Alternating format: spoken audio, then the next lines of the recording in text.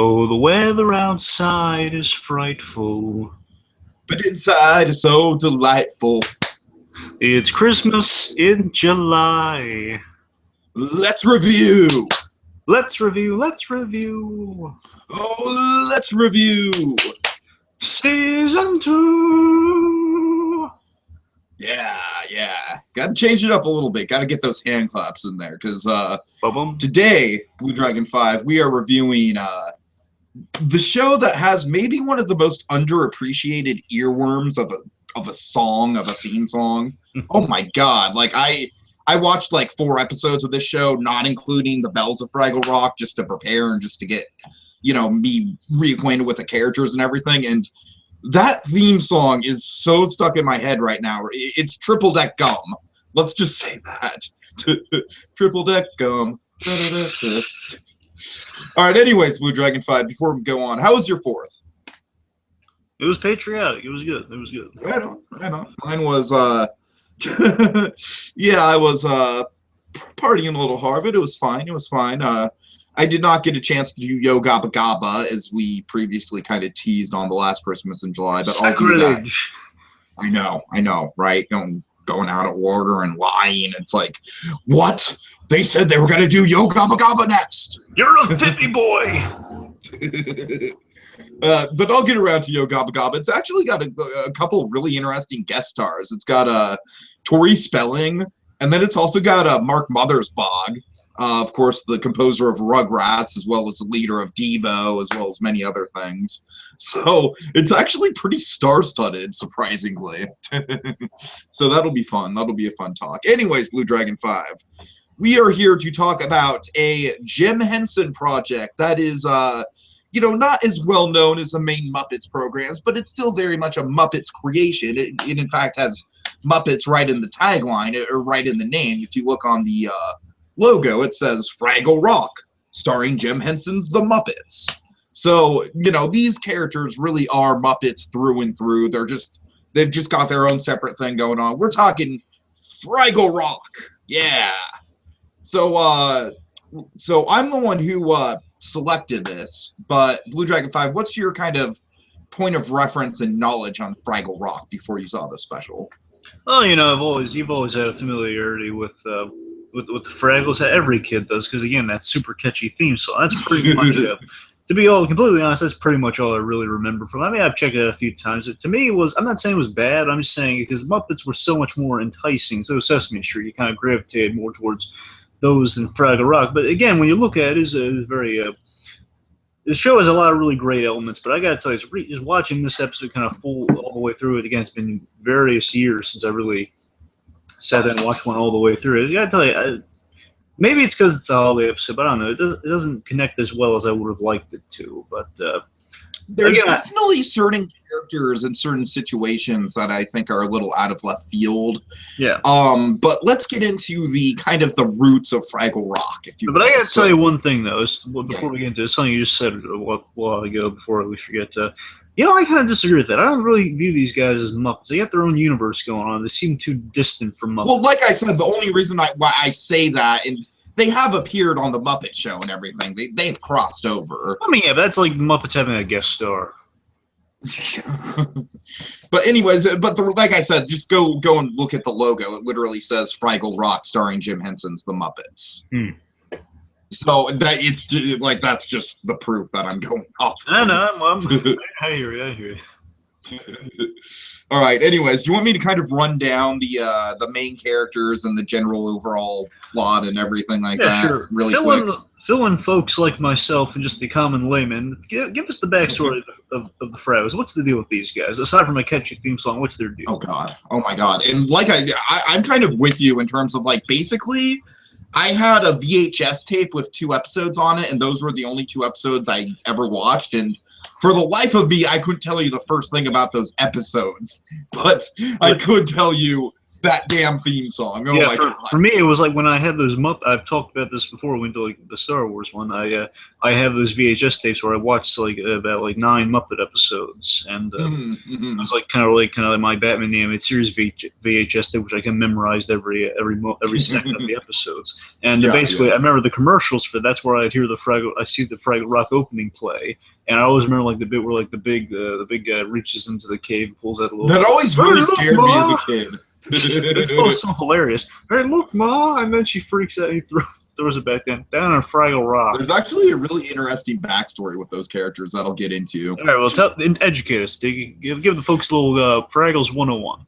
Okay, so essentially, like, this show is actually surprisingly deep and complex when you get down to it.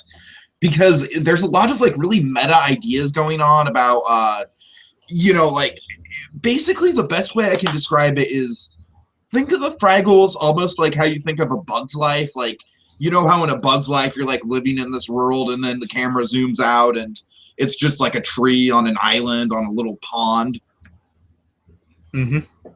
Yeah, so it's kind of like that. It's like the whole show is on an island with this lighthouse that the old man character, who never has a name in the show. Well, he has a Doc. Well, yeah, Doc, but I'm saying he never has like a full name. Well, but anyway, so yeah, Doc, he runs the island and everything, and it's really kind of vague what he does. And of course, he has his Muppet dog with him. Sprocket. That is my favorite character from this show, by the way. That dog. It's like if we ever do a list of top 10 TV dogs, that's got to be on there. Oh, yeah, Sprocket was awesome. He's freaking awesome, man. Oh god. One of my favorite running gags with Sprocket early on was they'd always be trying to get the postcard from the traveling uncle, who that's kind of the framing device of the show. Yeah. And the old man would always be, Doc would always be giving him letter, and he'd always like, the dog would always have like either a magazine or a newspaper or something, and the dog would always like just pick it up like all excitedly and start reading it. I think the world would be a much better place if we had more Muppet pets. All right, anyway, so basically the Fraggles are this kind of like, this civilization of, like, for a lack of a better term, kind of mole people. But they're tiny, they live underground, and they're all about singing and dancing and joy and whatnot, and that's kind of the basis for it. Now, the character, like, obviously they don't appear in this episode, but those characters that you saw in the intro where they grab the guy, and it's like, look, Ma, I got a Fraggle. Ah! All right, so really interesting thing about that, they might be the most interesting characters in the whole show, actually. Why is that? Okay, because they are called the Gorgs, and basically the concept of the Gorgs is that they are they're obviously these kind of Jim Henson, like almost kind of Sweetums type creatures that live on the island. The full body puppet, yeah. Right, and essentially the mother and the father believe that they are king and queen of the entire universe. And they have never met anyone. They have never interacted with anyone besides their son. But they just have this idea in their head that they rule the universe. And so basically there's a whole bunch of, like, this is why the show is so fascinating, because there's a whole bunch of different elements going on, a whole lot of it's really good world building. So I can't really sum it up all at once, but let's go through the 5 main Fraggles, if you will, just to get an idea of who the characters are. Yeah. So you got the main character, who's Gobo, and he is the nephew of Uncle Travelin', I think it's Uncle Travelin' Matt. And you saw Matt very briefly in the episode where he's like, "Oh, why aren't these people celebrating Christmas? They're celebrating the Fraggle holiday. What's wrong with these people?" And of course the pun. Cookies. Of course the pun travel Matt. Yeah, right. And but anyways, so at the beginning of the series, it's established that Matt's exploring what they call outer space. Yeah, which is really funny. The real world of outside of Fraggle Rock, and so they have the postcards, the framing device, and everything like that. But sounds funny. Okay. So Gobo is, he's just the leader type. He's kind of the most everyman sort of character.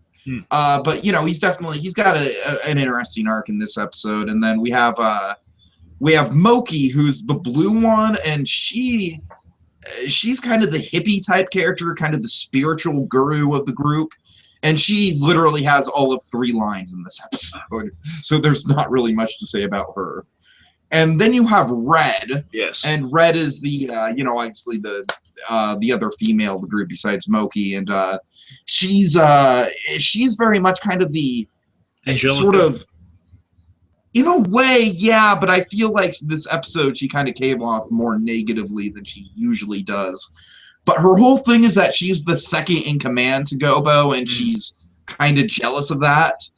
So that's really a lot of her story arc, but she's not a villain like Angelica. She hasn't come off as well at all in this episode. To me, I really disliked her.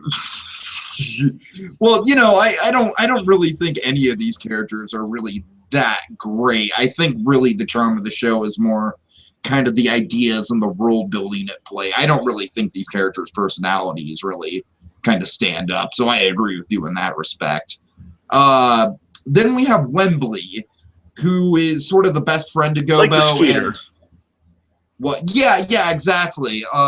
His whole character arc that didn't really get brought up too much this episode, although it's there in some places, but his whole thing is he has a way of kind of just conforming to whatever the last person in the room wants to do and just instantly go along with that and agree with that. And he's performed by Steve Whitmire, by the way, the current Kermit the Frog.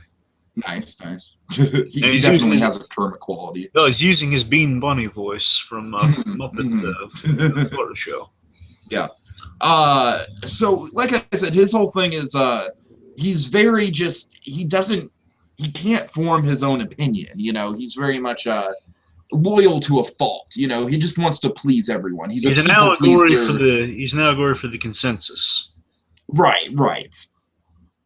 Okay, and then we have Boober, who I think that name's ridiculous, by the way. Boober? Whatever.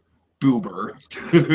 That sounds like a great 80s screwball comedy name. Hey, where's Boober? Hey, he's looking at the locker room again. Get Boober over here. Yes. God. Okay, but this is a guy that, at the end of the intro, he's like, down in Fraggle Rock. So he's kind of like the oddball of the group. He's kind of like the Johnny 2x4 in a way. He reminds me of the saxophone playing member of the Electric Mayhem band a lot. In a way, yeah. His whole thing is that in a lot of episodes, he has a different lucky item of some kind or another. So he has a lucky walking stick, a lucky flower pot, things of that nature. And he just kind of believes in his own thing. He's just kind of like the offbeat of the group. And, that's about it. I think in this episode, again, I feel like he kind of came off... I quite frankly, I feel that like this episode is kind of unfortunate because all the characters besides Gobo are kind of like bitching and moaning the entire time. Quite frankly, that's my bit. Again, folks, I don't want to crush anyone's dreams if I'm going to sound harsh to this show. I'm saying this episode really isn't the best introductory point for this show. It's not. I'll agree with that. Or at least a refreshing introductory point, I should say.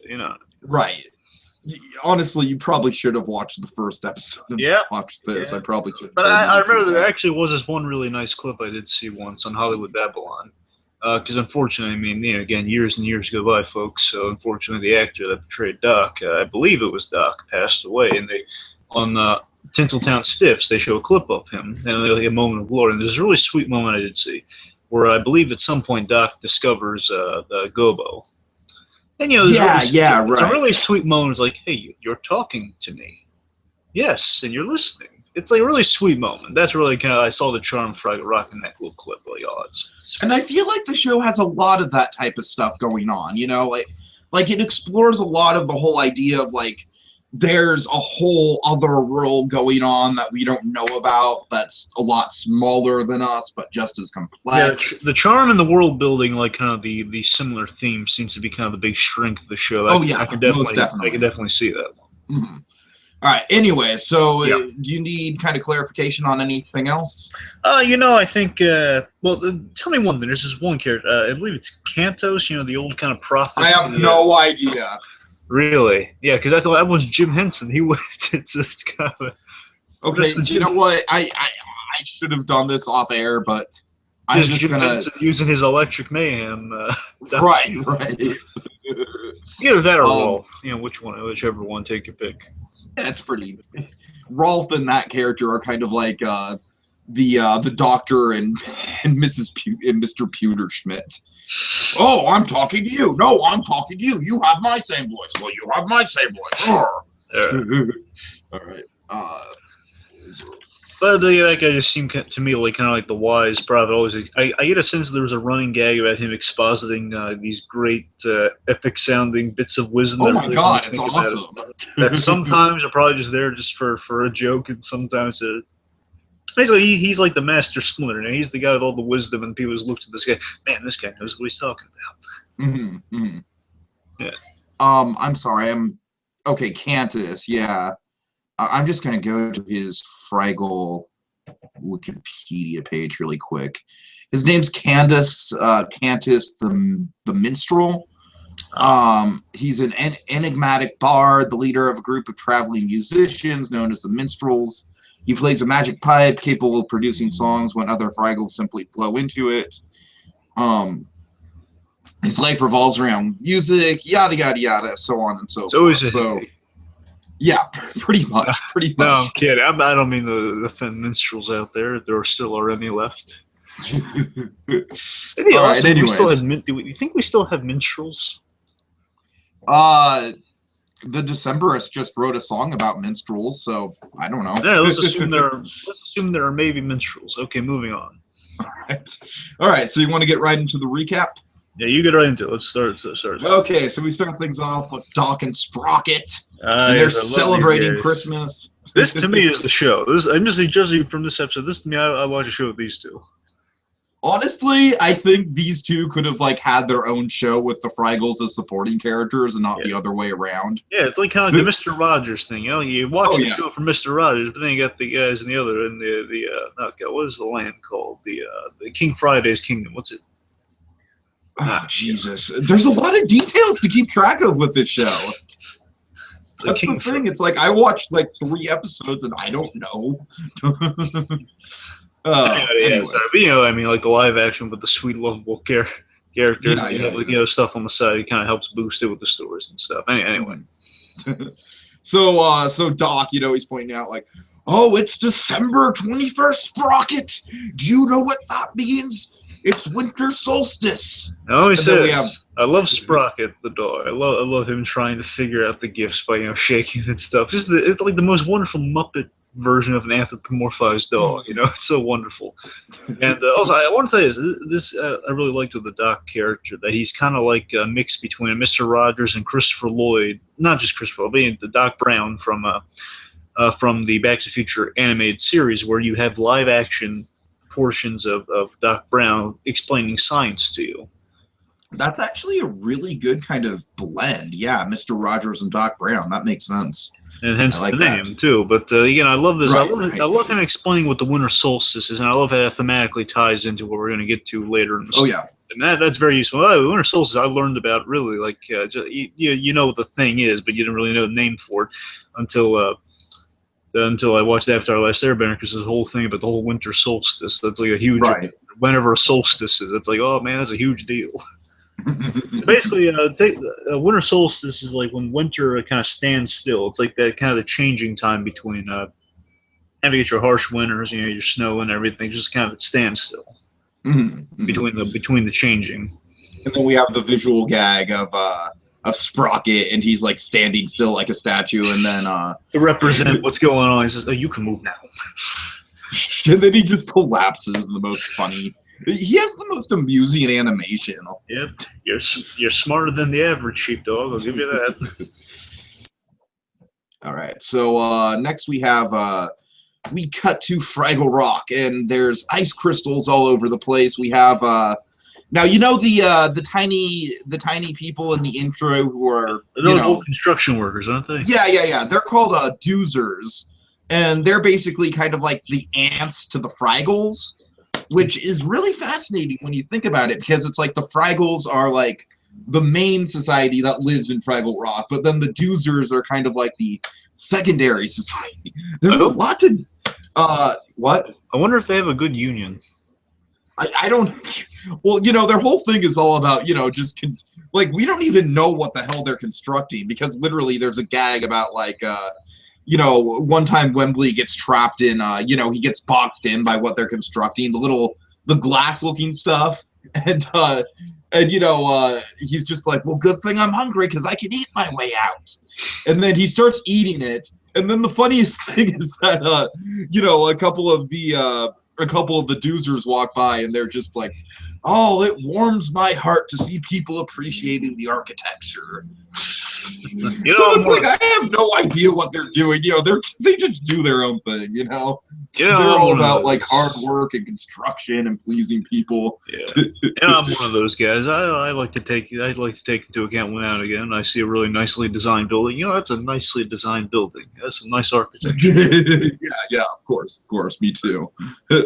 I live in a historic town, so we actually have a lot of that. Whenever I go to the Comic-Con, I always love just looking at that building. Man, that is a really well designed building. That's such a cool building. Okay. All right, so yeah, all the main Fraggles they're about to celebrate the Festival of the Bells, and now this is interesting because we have Gobo, and he kind of makes a transitional arc in a way, but in the beginning, in the first like 5 to 8 minutes of the episode, he most definitely fits into the Scrooge archetype. Yes, and also a little bit of Jack Skellington in a way, because he's just. He's just standing off to the side. He's like, well, what does this Festival of Bells really mean? Yeah, and also we got kind of, speaking of festival, you have kind of like the big Christmas gathering. There's some of the chalk up there. We haven't gotten too much of that. Yeah, that's true. We haven't. We've gotten some of it, like Family Guy, but not a whole lot. And also, I think a very important kind of addition to the formula, and we probably covered this at some point. I think, definitely with How to Train Your Dragons. How to Train Your Dragons did this as well. I'm not sure. Dog. Yeah, exactly. But the idea of an alternate kind of fictional take on Christmas. Yeah. That's definitely a formula. A formula kind of, I feel, sort of made famous by the Star Wars Holiday Special. We need Bay Arthur singing. That's what we need. Yeah, we need more of that. So pretty much the thing with the bells. The idea of the bells is that it's synced with the, again, thematically here, with the Winter Solstice. So it kind of works. The Winter Solstice, of course, it's really cold in Fraggle Rock until the bells kind of help thaw things out during the standstill. Yeah. Yeah. Right. So then we cut to the rest of the Fraggles, and they're designing a costume, this kind of elaborate, sort of the same sort of costume that you see people wear for horses, where a bunch of different people get under them to form the body. Yeah, like a Chinese dragon. Exactly. And so we have right. So we have Boober, and to tell you the truth, Boober is kind of a little bit of a negative character. He's a little bit of a downer, but like I said, he's just sort of an oddball. Like, he doesn't mean to be a downer. It's just kind of his personality. But by the way, so he.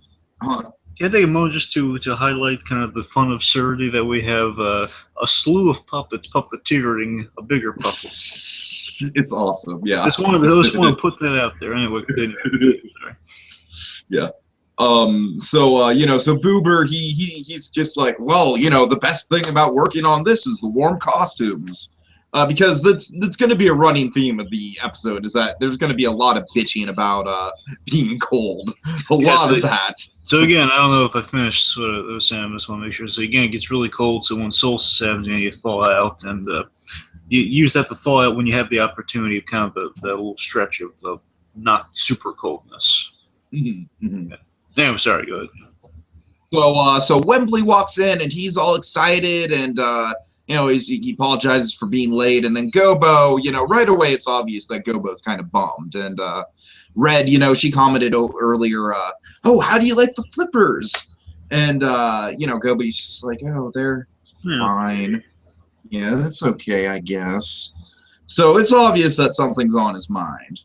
Yeah. And so then we get the costume, and they sing this really odd song. This can you remember how it goes? It's a wibba wibba wib. Yeah, it's weeba weeba. Weeba weeba, yeah. Weeba weeba weeba weeba weeba. It's something like that. I don't know. It's really absurd. But Gobo, he's not doing it in time like all the others are. Wembley and the gang, they're having the high life right now. Yeah! Weeba! We're on! For the Boffins! But Gobo, he's just kind of very unenthusiastically, he's just like, Weeba. And he's doing it against the music, which Red points out. And, but then they all stop because, what's this guy's name? I'm sorry, I don't. Cantus, because Cantus is coming. Yeah. And and so they all kind of split. And but Gobo, he's still feeling down. Yeah. All right, so let's see what's going on now. Let's see. Well, remember, Wembley is trying to get Gobo into the spirit, and also then Gobo says, well, he found this map labeled very old stuff. Which I thought was pretty funny. He found this in something labeled very old stuff, and it's a map that points to the essentially it's a map of the Fraggle Rock, and it also leads to the rock center. And again, he doesn't really know what the deal with the whole bell thing is, and he realizes, wait a minute, this leads. It looks like it leads to the center of the rock, and it's in the shape of a bell. Maybe there's something there. Dun, dun, dun, dun, dun, dun. Oh God! So and the rest of the episode is an Indiana Jones adventure. No. Okay, so basically it's a cave shaped like a bell. So of course this kind of sets us some alarms. Hey, let's bring the bell back. You know, let's see what this whole bell thing's actually about. Yeah. So Red runs in. She says the festival's about to begin, but Gobo, and he sets it upon himself like, no, we have to go. And keep in mind, Gobo, he's the nephew of the explorer, so he's also got that quality in him, and that's also kind of like one of his main character traits is that he knows his way around Fraggle Rock better than anyone else. He's been through all the nooks and crannies and crevices. He knows it all. Right. So so he's very anxious to go, but but Red, she's literally just trying to drag him at this point. And I admit this episode definitely isn't the most flattering for Red at all, and I don't think she's the strongest character either, but whatever. Like I said, it's less about the character personalities and it's more about the ideas and world building. Yeah. All right, so okay, so where are we? So let's see, I'm right here, Lisa. They're at the festival after... hold on, really quickly. But when they go to the festival, Wembley, he's just quietly humming to himself, just really quickly. It's just a funny, absurd kind of quick moment. He's just like, do-do-do. I don't know, I like that they take the time to put, like, little stuff in there. It's very Muppet-like. Right, anyways. So they're at the Bell Festival, and again, Gobo's trying to get out of there because they can search for the bell. Not quite working for him. Then Cantus makes his grand entrance, and he's there, kind of expositing the importance of the bell. The warmth that comes from the bell, yada yada yada, and basically the big thematic thing of the episode here is kind of brought up here. Basically, Gobo speaks out and says, "Well, listen, guys, where is the bells? We have our little ceremonial bells. Where's the actual bell? What's the deal with this?" Basically, it's a question of, have we ever seen it? No.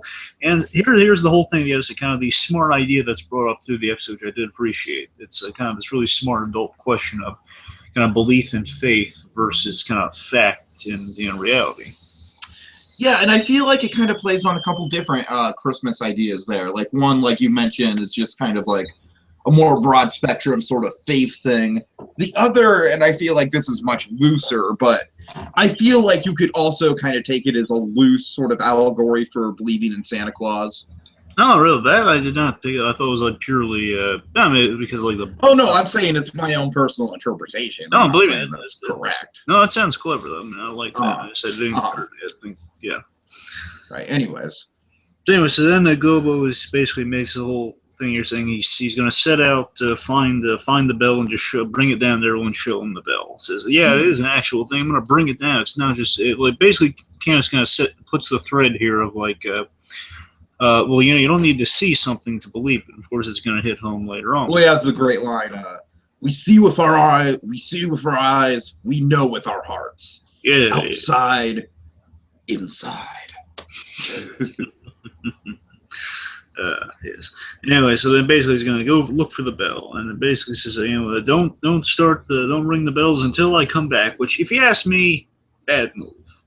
Yeah, I agree. It I'm just saying, gets everyone killed. There is kind of a big old plot hole in this episode of apparently it's every year ring the bell during the solstice.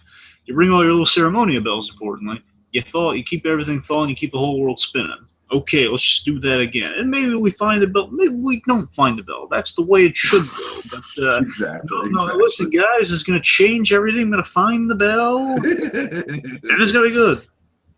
Okay, well, I will give it one defense though. I feel like it's playing on both the character traits of both Gobo and Wembley, because Wembley, he's the one that actually makes the promise. And he makes it for the whole group, and that kind of, everyone's kind of annoyed with him because of that, because he kind of spoke for everyone about the promise. And I feel like that's a big part of his character, because like I said, he's, he's just the most easily agreeable, and he just wants to please people and everything. So I feel like that's worth noting in terms of being a good character motivation. And also, with Gobo, it's like, yeah, it's selfish, it's a little bit, I don't know, like, you do have a point, just do it and maybe you'll find it, but I do think that it just kind of like, they give it a reason for, just because he's an explorer and everything, but I agree with you that it was kind of pointless to, like, don't ring the bells without me, guys, even though I know that it's a ticking time bomb and you're probably going to freeze to death if I don't get back in time, but seriously, don't ring them without me. So not the smartest move, like you said. Let's get to another fantastic part of the episode. We got Doc and Sprocket. Oh my God! This is again an episode in itself. There's Doc who's kind of expositing the various ways people celebrate Christmas around the world. So basically, there's a holiday themed pinata apparently, which I thought was really clever.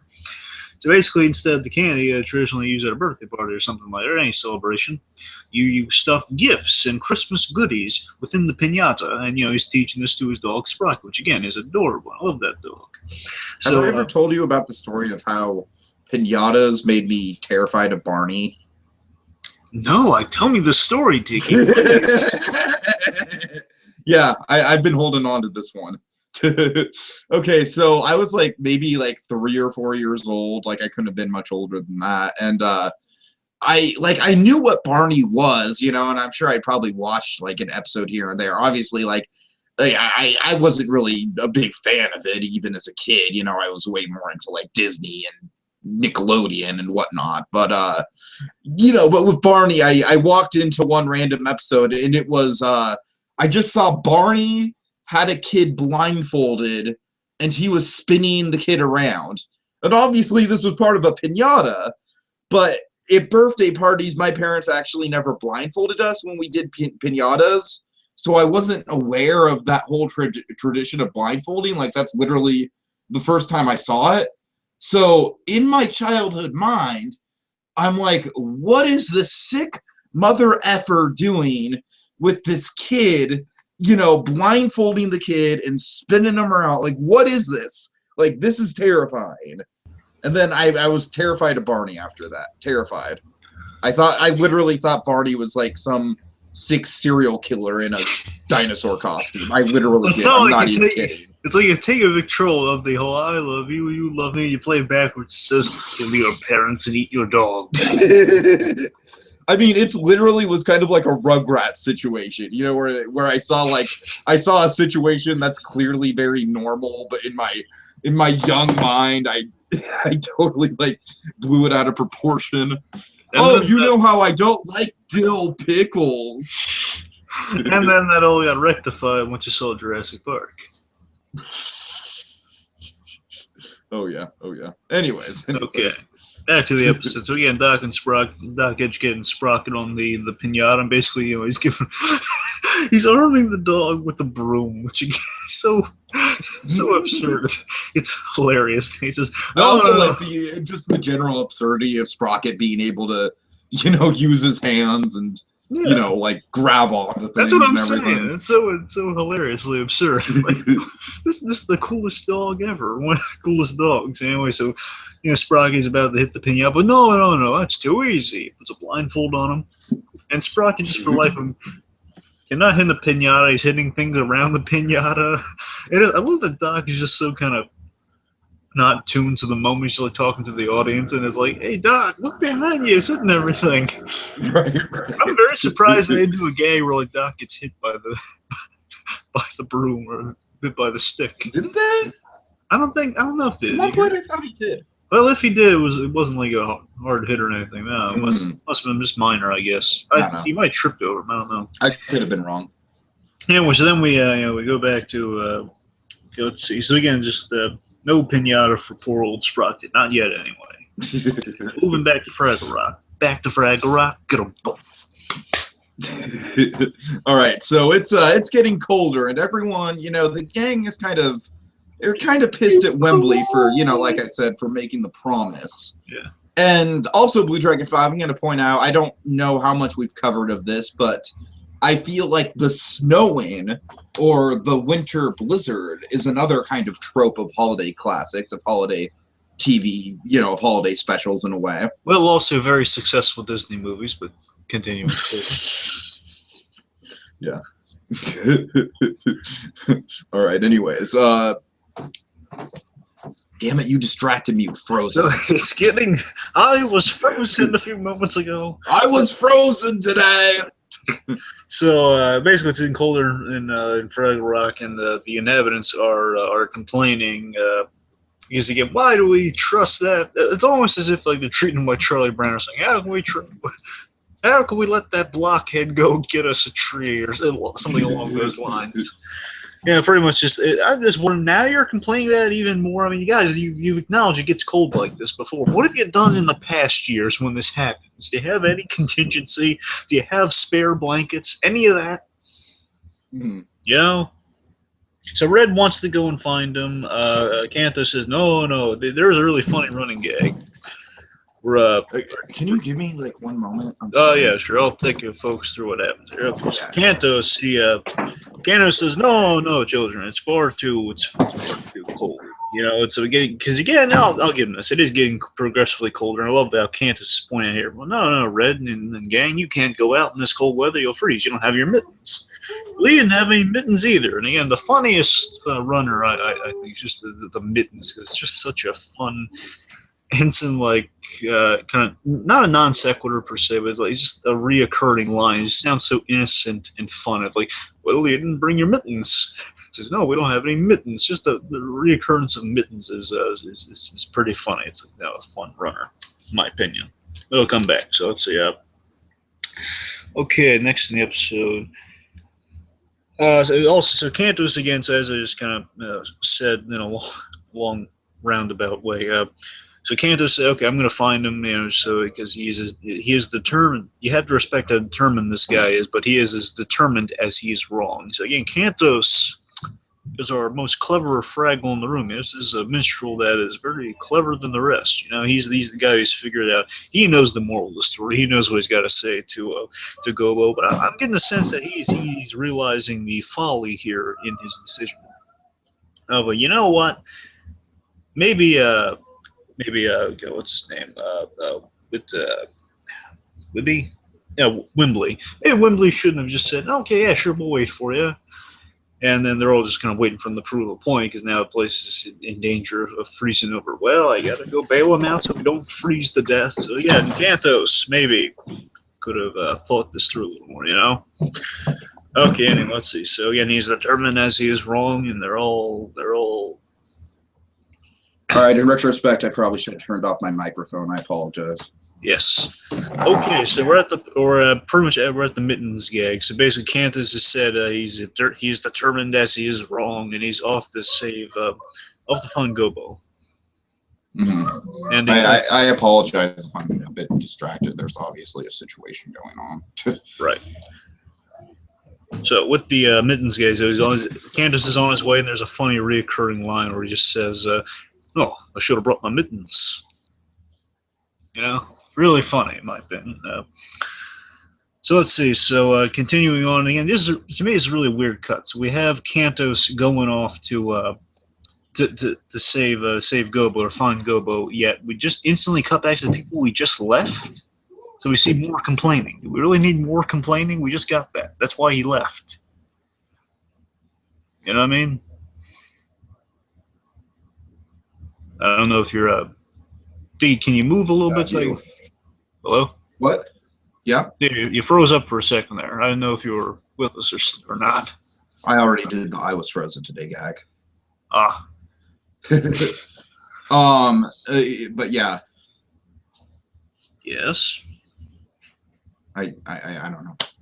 All right.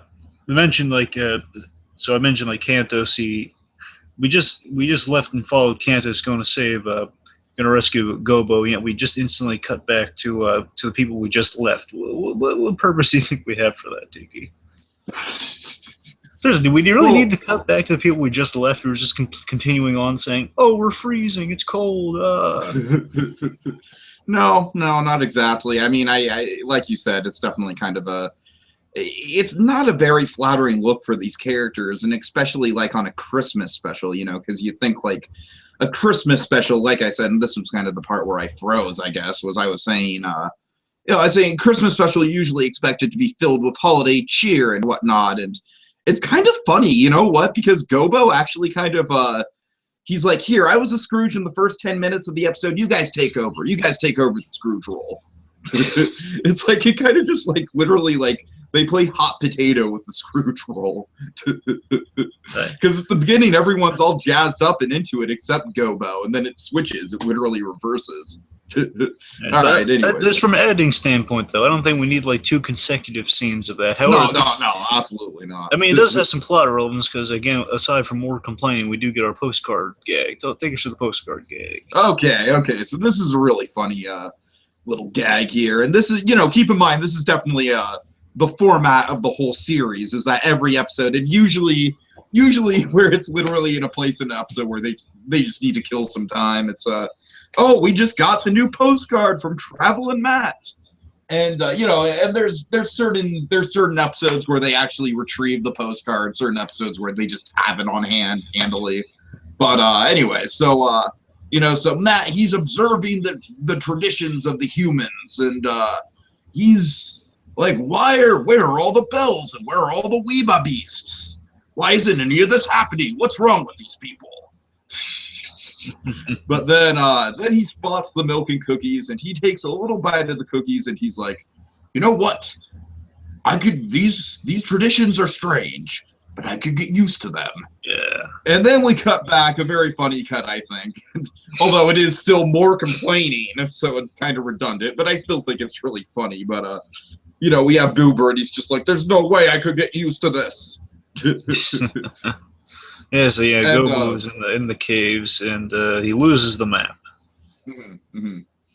And it's also worth noting that they're all just literally just starting to freeze at this point. Like you know, Red's trying to go for the bell, and then she just freezes in place. So it's not looking good. Basically, it's like the less consequence-filled end of the dinosaurs. To tell you the truth, it kind of reminds me of all things the day after tomorrow. Of all things. Well, how can you remind you the day after tomorrow? It hasn't happened yet. All right. Anyway, so what's next? Mystical, obscure being in light. Okay. Yeah. So yeah, like you said, mystical, obscure being in light, who turns out to be Cantus. to be Cantus. And and again, hilarious Mittens line. You didn't bring your mittens. right. I love that Mittens line. I'm sorry. So that and our faithful Sprocket dog I love so much. Oh yeah, we kind of Okay, so all right, they continue. Sorry, continue.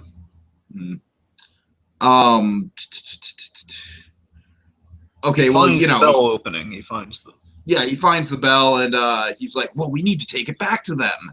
And then Candice, he's like, you don't need to give it to them. They already have it. You know, kind of foreshadowing for our ending reveal there. Opens the door, and it's empty. It was all a lie. No. And again, I feel like this is another trope here, kind of the idea of the character's faith being tested in the, you know, of course, if we're going into the 3-act structure of storytelling, this is the low of lows leading into Act 3. Yeah. But anyways, so yeah, there's no bell. It's all a lie. And then Where's we cut to Paige commercial. O'Hara? Oh God. Sorry, it's a dumb joke. We cut to commercial, and I think that's kind of a dark place to cut to commercial. But yeah. So we get back to the main cave, and they're all everyone is literally frozen solid. They're all frozen. Yeah, they're all Christopher Lloyd. It's just a whole bunch of Muppet Christopher Lloyds. Oh, they're all Austin Powers at the moment. Oh God. So because there's no festival was able to happen because again, Wembley was a little too accommodating. They weren't able to start the festival. They weren't able to thaw themselves, and there are now all ice cubes. Yep. Good job, Gobo. Good job. I'm sure you're so thrilled that you made them all promise. I more so blame the town being not so. We're like, well, screw him. We're gonna freeze to death. Yeah, exactly. Because they're literally just in a disaster scenario and they're about to die, and it's like, I don't know. Yeah. But then, like I said, my only defense of it is the fact that it does very much go with Wembley's character of wanting to please people no matter what and going to very extreme degrees to do it. So then we get the realization that wait a minute, on that map that was the center, but it wasn't the heart. There you go. There you go. Yeah, the heart is here. Yeah. So I think that's a really good reveal. I think it kind of saves the episode in a way. It's a nice Christmas message. I think my favorite part of it is actually kind of is it Cantus or is it something else? Cantus. I'm sorry. Yeah, I can't read my own handwriting. Cantus is someone else. That's why I keep screwing that up. Sorry. Cantus. So Cantus here has a really good line where he kind of just delivers the message home here. He just says, well, why is it this? Pretty much saying like, there's no bell. What does that mean? And he says, well, it's been like basically it's been like this before. Like, have we gone through this before? Yes. He says, well, have we gone through this the year before that? Yep, and basically bringing about with the whole thing. Well, we use the bells and it thaws everything. So, did you find the bell years before? No. Have we still made it out of it alive? Because even without that bell, yeah. So what's wrong? What's broken? Yeah, exactly. So again, because the bell's at the heart and it's here. It's with all the little bells they use just to ceremonially ring. That's enough bells they need. You know, it's the bells just they kind of I guess they kind of that togetherness and saying, hey, let's move forward together. And I'm about to get really deep and psychological here for a minute, but I do think that is kind of a little bit of an allegory for that time in a kid's life when he's hitting the double-digit age and and they realize, maybe, they kind of come to the Santa realization, but then it kind of becomes, it's not so much about, whether or not Santa's real, it's about the idea of Santa. So even though this great bell in the center of the cave might not exist, I think, Gobo kind of gets out of it something even more powerful, which is, the fact that literally, like, all these people are what, that's kind of what comes down to the heart of Christmas is family, and family is literally what's powering the cave. So what do you think about that? Am I just putting on my tinfoil hat right now and trying to make that connection? No, I think you're onto something. Okay. But also, I mean, I got.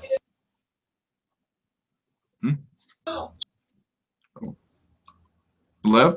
Yeah, man. I'm sorry, continue on, Tiki. Continue on. Okay. So let's see what else is going on here. So yeah, like I said, the music keeps the rock alive. So the great bell is everyone's bell. That's kind of the realization. And so Boober, Boober's loving it. Everyone's getting into it, and they're all ringing the bell. And then they're all singing. They're all ringing the bell. It's all happy, and then they hear another bell. They hear a great bell, and then they see a beam of gold light coming from a cave. And so, again, it's kind of like we talked about with the I Love Lucy special. It's kind of that idea of, accepting, going back into my theory, it's kind of the idea of, accepting that there's no such thing as Santa, but maybe there is. Yeah, I don't know. No, it's just kind of the other side. I meant to say a little earlier. Anyway. So I think also just to cover it, if you wanted to stretch it, you don't need to, but if you wanted to stretch it, because I think you're on the money, Diggy. But in the same vein of the idea, if they want to stretch it, like kind of believing in something greater than yourself, the point is like you're all a part of that, and so kind of just the thought, like the happy feeling Exactly. associated. So whether it's like with a religious icon or more importantly a Santa Claus icon, it all works out, Mm-hmm. Yeah. Okay, so that's where we leave the Fraggles, and so then we wind up out the episode with Sprocket and Doc. And Sprocket, he's still going at the pinata. Yeah. And then eventually he hits the pinata. It works out wonderfully. And then we get the dog bones and Mittens in the pinata. Oh, I got Mittens, Sprocket. Oh. And again, he just says, and again, Doc, he really sells you in the kind of the genuineness here. He says, this is wonderful. Honestly, I do think kind of like the interesting thing about Doc and Sprocket is that like it's surface level, and they've actually made jokes about this in the show where where Gobo will be going to get a postcard and they'll see Doc and Sprocket's interaction, and he's just like, man, those two just keep getting weirder and weirder. But it's the joke is this guy is obviously way too into his dog for his own good, but he's so genuine about it. You know what I mean? He really there's something kind of sad and endearing about that too, because you think he might just be going without really watching the rest of the show. You're just kind of assuming he really doesn't have anyone else to talk to except for that dog. He won a Man of the Year award, actually, so he did that in like the second episode. So he clearly has associates. I just think he's kind of like antisocial by nature a bit. No, I'm not just that. I mean, he's kind of like Geppetto. The guy doesn't really have like a family, but it's just him and his dog. That's really all he's got. Kind of like Exactly. All right, so that kind of wraps it up, and then we get the Fraggles singing the Christmas song over the credits. Usually the over the credits is just another rendition of Down in Fraggle Rock. But so that's it. So do you have kind of like an overall thought before we get into the kind of the branch out into the tropes? Overall, it's just kind of analyze. Overall, overall, I'm not really just based on this episode. After a long time, it doesn't really grab me for the Fraggles, but I do kind of see the charm, like the elements of why the show was popular do shine through here. Like not as big as I like them to really hook me into, but again, I love the Sprocket and Doc stuff. I love that. I really like Cantus character, Cantus. He's definitely a supporting character. I'm not sure how many episodes he's actually in. But I mean, Jim Henson just being kind of that. Of course. Really, kind of voice of wisdom is pretty cool, and he's got kind of some dark crystal gravitas to his voice. Mm-hmm. And it's like elements like that, just kind of like have they're approaching these big ideas through the show. It's endearing. I can respect that. But again, overall, the character stuff really didn't really grab me this episode. And like I said, this definitely isn't a character-driven show, so I don't blame you for that. But again, seriously, love that dog. Love Sprocket. He's easily the best thing about this show. Overall, it's like a Muppet. It's like a Muppet Snoopy. It's hilarious. Exactly. All right, so you want to kind of go over sort of some of the tropes that we explored? Sure. So let's see. What we got here? So we get kind of the whole idea of like what's the meaning of Christmas in a way. Oh yeah. Like I said, we kind of had the Scrooge role kind of being tossed around a little bit. Everyone kind of got to take part in that. Again, Gobo has his arc. He learns his lesson by the end. He becomes a better person for it, or better, of course, better Fraggle for it, I should say. The weird thing is they all have the last name Fraggle, so I don't even want to get into what that could possibly be. It must be really hard to mail things to each other. Well, yeah, and the funny thing is, it's kind of a running joke because Uncle Matt actually mails the postcards right to Doc's house, and so Doc's always just like, who is this Gobo Fraggle person? And why do we keep getting his postcards? Gosh darn it, Sprocket! Yeah. Of course, we got the harsh winter in there. Right. And like I said, kind of the whole themes of the belief in Santa and kind of like the realization and coming to kind of a different sort of belief in him. That's very prevalent, I feel, but very much kind of in a symbolic sort of level. And again, there are some really strong themes which I think can justify it as a Christmas special. It can add some little kind of the holiday morals driven home with like some holiday fun bits here and there. Again, Sprocket and Doc are little fun holiday bits. Yeah, so is that about it? I'd say that's probably about it. For that, sure. So I guess next let's chalk it up to the list. Are you on the list? Only the nice side. I keep joking about this. I don't know how many times I brought it up, but that's the lame attempt at NBC to kind of recreate the magic of save the cheerleader, save the world. like and obviously one of them stood the test of time much more than the other one, but it's like see, when I think of list, I'm thinking of Arrow nowadays, of like how it's in the first season they would cross off names on a list. That's how they. I hate to say it, but that damn Heroes thing is literally what sticks in my mind when it comes to lists, because it's like they built it up so epically, and then it's literally like just doesn't even amount to anything. Just the first season's all about crossing up names on a list and him saying, "You have failed this city." But the Heroes promo is just like, you asked the question. Save the cheerleader, save the world. Now, when Heroes returns, you're going to be asking an even bigger question. Are you on the list? Ridiculous stuff. Anyway, the list. You want to set it up? Sure. So again, folks, this is the kind of a list of what we've covered so far, what we're kind of covering here. So by the end of this season, we're going to go over like all the specials we've covered this season. And pretty much multiple pages. Yeah. Okay, so we got the Rugrats, Let It Snow. We got Invasion of the Secret Santas from Batman the Brave and the Bold. We got the I Love Lucy Christmas show. And then finally we have, hold on, wait for it. Writing it out. There we go. We have the Bells of Fraggle Rock. Yeah. All right. So this has all been about, at the heart of it, what we do here is we really try and break down, the Christmas specials. Well, hold everything. Let's peek beneath the wrapping paper of our next. Oh, my bad. As Walter White would say. Call me. So I guess maybe we'll peek beneath it too, because we've kind of, as we've been announced, we'll be peeking. Well, you'll be peeking specifically, because I'm not on the naughty list.